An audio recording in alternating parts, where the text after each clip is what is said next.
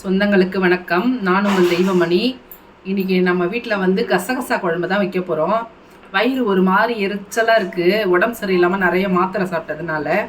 அதனால் இன்றைக்கி கசகசா குழம்பு வந்து நம்ம வயிறு புண்ணாற்றும். இன்னொன்று தூக்கம் வராமல் இருக்குது பார்த்திங்களா, அவங்களுக்கு ரொம்ப ஹெல்ப்ஃபுல்லாக இருக்கும் அந்த கசகசா குழம்பு சாப்பிட்டு. நல்லா மதியம் சாப்பிட்டு நைட்டு தூங்குனீங்கன்னு வச்சிங்களேன், நல்லா தூக்கம் வரும். இந்த தூக்கம் வராமல் ப்ராப்ளம் இருக்கிறவங்கலாம் இந்த கசகசா குழம்பு வச்சு சாப்பிடுங்க, நல்லா தூக்கம் வரும். பாருங்கள், இதுக்கு வந்து ஒரு 4 ஸ்பூனு, கிட்டத்தட்ட ஒரு 25 கிராம் கசகசா இருக்கும். இதை எடுத்துக்கலாம். ஒரு 1.5 ஸ்பூன் வந்து மிளகு, ஒரு 1.5 ஸ்பூன் வந்து தனியா, ஒரு ஸ்பூன் வந்து சீரகம், ஒரு 6-7 காஞ்ச மிளகாய். இது எல்லாத்தையுமே வறுத்துட்டு ட்ரை ரோஸ்ட் பண்ணுங்கள். ட்ரை ரோஸ்ட் பண்ணி ஆற வச்சு மிக்சியில் பொடி பண்ணி ஒரு பாக்ஸில் போட்டு மூடி ஃப்ரிட்ஜில் வச்சிட்டிங்கன்னு வச்சிங்களேன், நம்ம எப்போ வேணுமோ வாரத்தில் ஒரு நாள், தாராளமாக வாரத்தில் ஒரு நாள் இந்த குழம்பு வச்சு சாப்பிடலாம். நல்ல வாசனையாக இருக்கும், நல்ல டேஸ்ட்டாகவும் இருக்கும். எப்படி செய்யணும்னு காட்டுறேன், வாங்க பார்க்கலாம். ஒரு கடாய் வச்சு அடுப்பத்தை வச்சுக்கலாம்.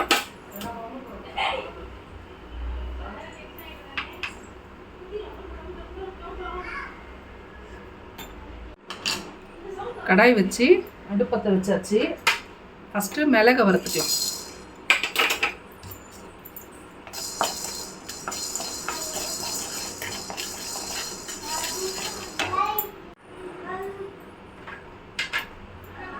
நம்ம மிளகு கூடவே சீரகம் போட்டுக்கலாம். சீரகத்தோடைய தனியாவும் போட்டுக்கலாம். இது மூணையுமே ஒன்றா வறுத்துக்கலாம்.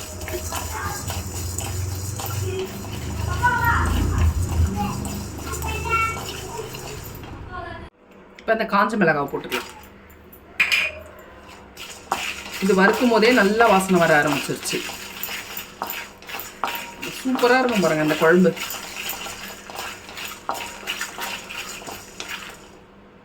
நல்லா வறுபட்டுருச்சு. இப்போ வந்து இதை எடுத்து ஒரு சாசரில் மாற்றிக்கலாம்.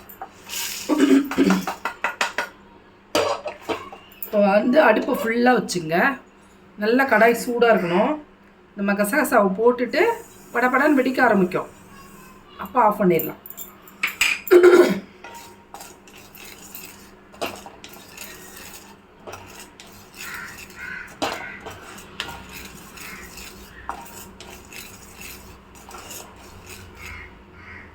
இது பாருங்கள், நல்ல நம்ம கடுகு மாதிரி சடன்னு வெடிக்க ஆரம்பிக்குது பாருங்கள்.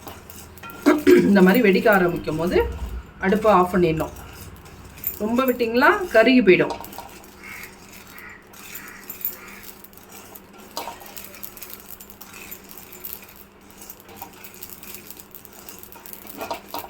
அவ்வளோதான், நான் அடுப்பை ஆஃப் பண்ணிட்டேன்.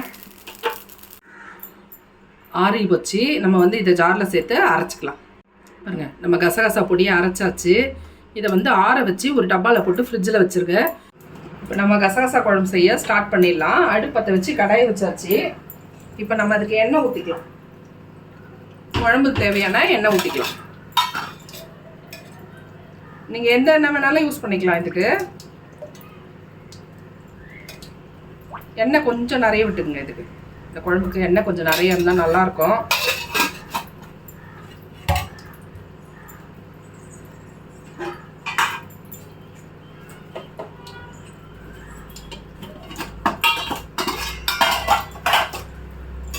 இப்போ வந்து கடுகு போட்டுக்கலாம்.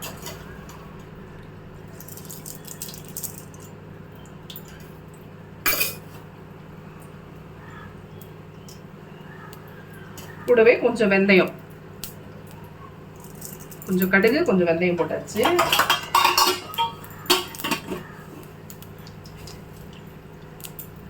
நல்லா ஒரு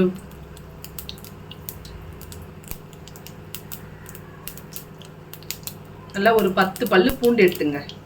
பூண்டை இது கூடவே போட்டுங்க. இந்த பூண்டு கொஞ்சம் நல்லா செவந்து வரணும்.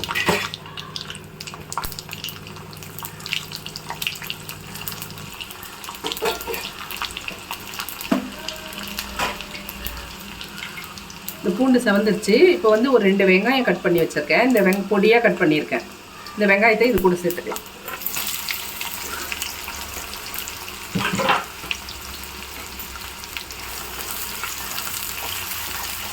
வெங்காயம் நல்லா வதங்கணும்.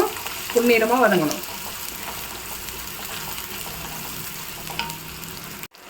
தக்காளி ஒரு 2 தக்காளி சேர்த்துங்க. இதில் நான் வீடியோ எடுக்காமே போட்டேன். 2 தக்காளி போட்டுங்க கூட.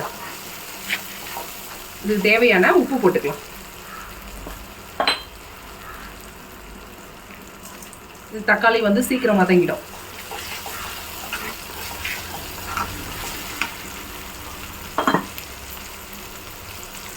நம்ம தக்காளி வெங்காயம் எல்லாம் நல்லா வதங்கிடுச்சு பாருங்கள். இப்போ வந்து நம்ம இந்த மசாலாவில் வந்து நம்ம ட்ரையாக பண்ணோம் பார்த்தீங்களா, அதை வந்து ஃப்ரிட்ஜில் வச்சுக்கணும். இது நம்ம தேவையான அளவு மட்டும் தண்ணி ஊற்றி அரைச்சிக்குங்க குழம்பு வைக்கும் போது. இப்போ நான் தண்ணி ஊற்றி அரைச்சி வச்சுருக்கேன். இப்போ இதை வந்து இது கூட சேர்த்துக்கலாம்.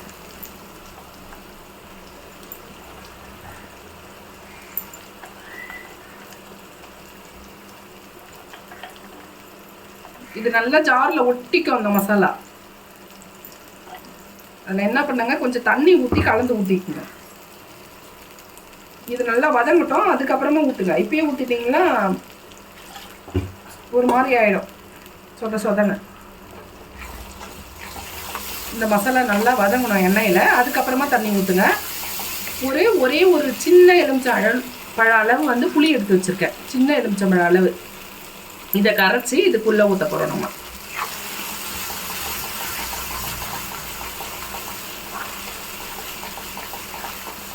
இது வேகும் போது கொதிக்கும், மேலெல்லாம் தெரிக்கும். அதனால கொஞ்சம் தூரமாக தள்ளி நின்று வதக்குங்க. வதக்கும் போது ஒரு நல்ல வாசனை வரும் பாருங்க. அப்போ வரும்போது புளி ஊற்றுங்க. வதங்க நல்ல ஸ்மெல் வரும்.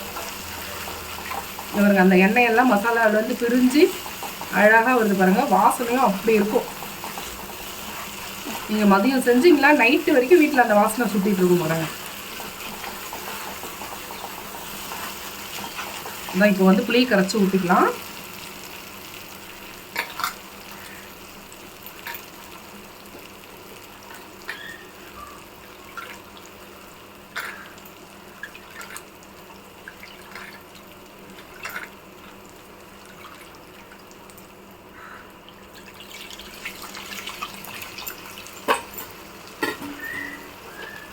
புளி ஊற்றிட்டேன். இது கொதிக்கிட்டோம். கொதிச்ச பிறகு கொதிச்சு நல்லா சுண்டி வரணும் குழம்பு.